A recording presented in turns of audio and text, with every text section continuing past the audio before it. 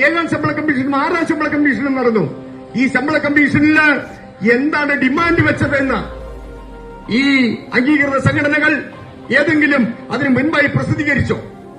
എന്തുകൊണ്ട് അവർ പ്രസിദ്ധീകരിച്ചില്ല? അവരെല്ലാ കാലത്തും നടപ്പാക്കുന്ന രീതി കിട്ടുന്നത് ഞങ്ങളാണ് നേടിയെടുത്തത് എന്ന് പറയുന്ന രീതി മാത്രമാണ്. പലപ്പോഴും ട്രാൻസ്ഫർ ഓർഡറുകൾ ഇടുക, അതിന്റെ പേരിൽ കിട്ടുന്നത് വാങ്ങിയെടുക്കുക, പിന്നെ ട്രാൻസ്ഫർ ഓർഡറുകൾ റദ്ദ് ചെയ്യുക. ഇതുപോലുള്ള അഴിമതി നിറഞ്ഞ പ്രവർത്തനങ്ങളാണ് നടക്കുന്നത്.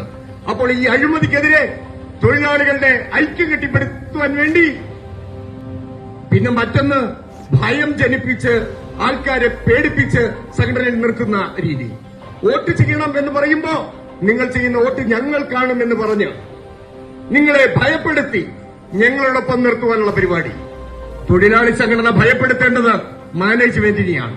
എന്നാൽ ഇവിടെ ഭയപ്പെടുത്തുന്നത് തൊഴിലാളികളെ തന്നെയാണ്. നിങ്ങൾ ജോലി ചെയ്യുവാനായി ഭയപ്പെടുത്തുന്നു. നിങ്ങൾക്ക് പലതും കിട്ടുന്നത് നിങ്ങളുടെ ലീവ് ഔദാര്യമാണ് എന്നാണ് അവർ വരുത്തി തീർത്തുകൊണ്ടിരിക്കുന്നത്. അങ്ങനെ നമ്മുടെ അവകാശമായ പലതും ഔദാര്യമാക്കി മാറ്റുന്ന, നമ്മളെപ്പോലും മാനേജ്മെന്റിനെ ഭയത്തിലാക്കുന്നതിന് പകരം നമ്മളെ ഭയത്തിലാക്കുവാൻ ശ്രമിക്കുന്ന, നമ്മളുടെ ഐക്യം തകർക്കുവാൻ ശ്രമിക്കുന്ന, ഐക്യം വേണ്ടുന്ന സമയത്ത് ഐക്യത്തിനെതിരായി നിൽക്കുന്ന റെക്കഗ്നൈസ്ഡ് യൂണിയനെ, SRMUവിനെ തകർക്കുവാൻ വേണ്ടിയായിരിക്കണം നിങ്ങളുടെ ഓരോ വോട്ടും. DRUവിനെ വൻ വിജയത്തിലെത്തിക്കുവാൻ വേണ്ടിയിട്ടായിരിക്കണം നിങ്ങളുടെ ഓരോ വോട്ടും.